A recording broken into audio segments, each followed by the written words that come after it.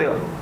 ফলে মুখ্যমন্ত্রী জানিয়েছেন যে রেলের সঙ্গে রাজ্য সরকার কমিউনিকেট করছে যাতে আচমকা এই ধরনের কোনো না হয়, আর হলেও তার পর্যাপ্ত সময় দিয়ে বিকল্প ব্যবস্থা করার জন্য, এবং রাজ্য সরকার এই দুমদাম বুলডোজারটি চালাবে না এ বিষয়ে আলোচনা হয়েছে। এর পরের অংশটা হচ্ছে বহু নেতা মন্ত্রীর বিরুদ্ধে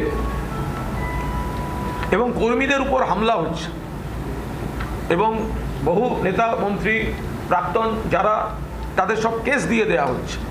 এবার যেগুলো হয়তো এমন কিছু ঘটনা আমরা সেগুলো ডিফেন্ড করতে যাব না, কিন্তু যেগুলি রাজনৈতিকভাবে একেবারে মানে হয়রানি করার জন্য করা হচ্ছে, সেক্ষেত্রে আমরা কিভাবে সরকারের শীর্ষ মহলের দৃষ্টি আকর্ষণ করব, সেই মেকানিজমটা নিয়ে কথা হয়েছে। সে ব্যাপারে আমি এখানে কোনো বক্তব্য রাখবো না।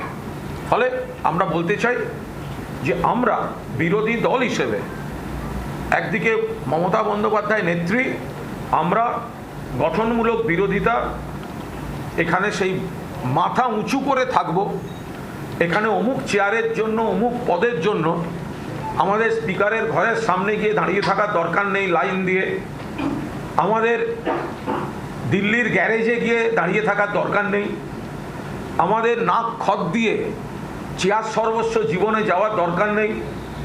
ওই বালিশ চাটা রাজনীতি আমরা করব না।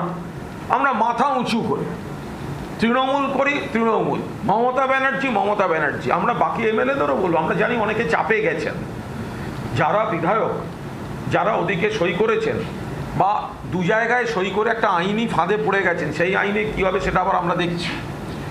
কিন্তু তারা সবাই মনের ইচ্ছায় জানি এখনো পর্যন্ত যারা যারা যোগাযোগ করেছেন, রূপবানুরের সঙ্গে করেছেন, শোভনদার সঙ্গে করেছেন, আমার সঙ্গে করেছেন, মদনদার সঙ্গে করেছেন, আলিফার সঙ্গে করেছেন, সবার সঙ্গে কথা চলছে। এরা অধিকাংশ মন থেকে ওদিকে নেই, কার্যত 90 থেকে 95% মন থেকে ওদিকে নেই।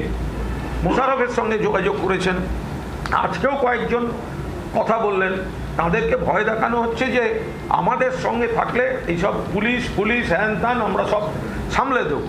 তো ফলে আমরা শুধু তাদের বলবো, সেই বিধায়কদের, দেখুন আপনারা অনেকে এলাকায় ঢুকতে পারছেন না, গদ্দার বলছে, বেঈমান বলছে, কেন শুনবেন? আপনি তো তৃণমূলের একজন সেনাপতি, তৃণমূলের সৈনিক, মাথা উঁচু করে থাকুন। আমরা তো মুখ্যমন্ত্রীর সঙ্গে কথা বললাম, বৈঠক করলাম, চা বিস্কুট খাওয়ালেন, খুঁটিনাটি নানা ব্যাপারে আলোচনা হলো। এবার উনি কতটা করতে পারবেন সেটা ওনার ব্যাপার, আর আমাদের বিরোধী দলের দায়িত্ব পালন করার আমরা সেটা করেছি। কিন্তু যে যেটাই করেছি মাথা উঁচু করে করেছি, আত্মসম্মান বিসর্জন দিয়ে কেউ কোনো দিকে করিনি। ফলে যারা যে বিধায়করা অনেক মনোকষ্ট নিয়ে ওই দিকে আছেন, তারা ভেবে দেখুন যে মাথা উঁচু করে বিরোধী দলে থাকবেন, আবার সরকারের সঙ্গেও প্রশাসনিক বিষয়ে, আইন শৃঙ্খলার বিষয়ে, সমস্যার বিষয় বা উন্নয়নের বিষয়ে যোগাযোগ রাখবেন।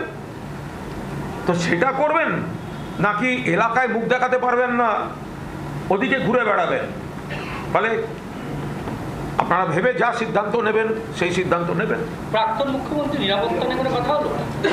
এই বিষয়ে কোনো মন্তব্য করব না। আমি বলছি, আমি হ্যাঁও বলছি না, নাও বলছি না, এই বিষয়ে কোনো মন্তব্য করব না। রাজনীতি বিশ্লেষক সুকান্ত ঘোষ রয়েছেন আমাদের সঙ্গে। সুকান্ত, একটা কনফিউশন কিন্তু হয়ে গেল। বিরোধী দলে বসবেন কুণাল ঘোষরা, বিরোধী দলে রয়েছেন ঋতব্রতরা, এবার ওই বিরোধী দল আসল কারা, মানে সেটা নিয়েও এখনো কনফিউশন কিন্তু বহাল রয়েছে। তার মধ্যে আজকে এই বৈঠক তো দেখলাম, মানে ওটা যে এটা বিশাল বড় টুইস্ট।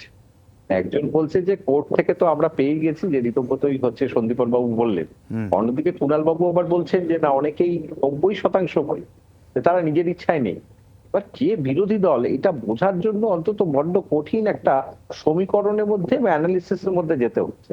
কিন্তু তোমায় বুঝতে হবে যে অফিসিয়ালি তো ঋতব্রত বন্দ্যোপাধ্যায়, কিন্তু মুখ্যমন্ত্রী অন্তত একটা ভালো জায়গায় কুণাল ঘোষদেরও জায়গা দিচ্ছেন, এবং তারাও তিনি যেগুলো বিষয় তুলে ধরেছেন, হকার থেকে শুরু করে তারপর হচ্ছে বিভিন্ন ভাবে তাদের কর্মীরা বিভিন্ন জায়গায় মার খাচ্ছে বা ঘর ছাড়া, সেই ব্যাপারে বলেছেন। কিন্তু বিরোধী দল কিন্তু একটা গঠনমূলক বিরোধিতার জায়গা থেকে তৈরি হওয়া উচিত, মানে যার একটা, বরং বিরোধী দলের গুরুত্ব অনেক বেশি। সেখানে দাঁড়িয়ে যদি বিরোধী দল তাদের নিজের বক্তব্য সঠিকভাবে না রাখতে পারে, কোন পক্ষ রাখছে, এতে কি হবে? সরকার কিন্তু এই জায়গাটার সুযোগও নিতে পারে, কারণ সরকার সবসময় সঠিক করবে সব তা তো ঠিক নয়। একদমই, এই একদমই। কারণে এই জায়গাতে সরকার কিন্তু কোন রকম সেই একটা শক্তিশালী বিরোধী দলের অভাবটা কিন্তু আমরা অনুভব করছি। বাংলার আওয়াজ, বাঙালির আবেগ, জি 24 ঘন্টা।